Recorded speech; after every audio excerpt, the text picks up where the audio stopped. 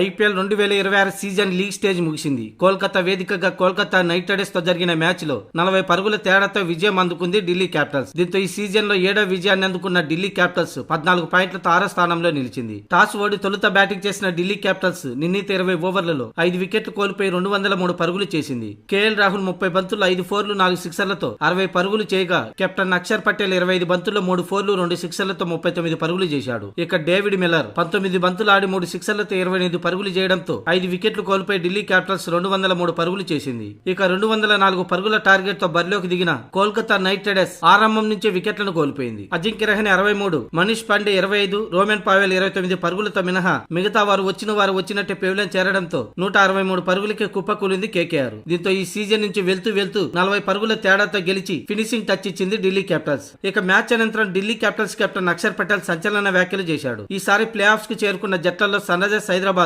అత్యంత ప్రమాదకరంగా ఉందని మిగతా జట్లకు వార్నింగ్ ఇచ్చాడు. సన్ రైజర్స్ హైదరాబాద్ లో టాప్ 3 బ్యాటర్లు అభిషేక్ శర్మ, ట్రావిస్ హెడ్, ఇషాన్ కిషన్ రాణిస్తే ఆ జట్టును ఆపడం ఎవరి తరం కాదని అక్షర్ పటేల్ అన్నాడు. అదే ఆ ముగ్గురు అవుట్ అయితే పరిస్థితి చక్కదిద్దేందుకు classy Nitish Kumar Reddy middle order లో అత్యంత ప్రమాదకరంగా ఉన్నారని అక్షర్ వ్యాఖ్యానించాడు. ఇప్పటికే ఈ కాంబో చాలా మ్యాచ్లను గెలిపించారని కూడా గుర్తు చేశాడు. కమిన్స్ లాంటి అంతర్జాతీయ ప్లేయర్ కెప్టెన్ గా ఉండడం హైదరాబాద్ కు మరింత అడ్వాంటేజ్ అని అన్నాడు. దీంతో అక్షర్ పటేల్ చేసిన వ్యాఖ్యలు వైరల్ గా మారాయి.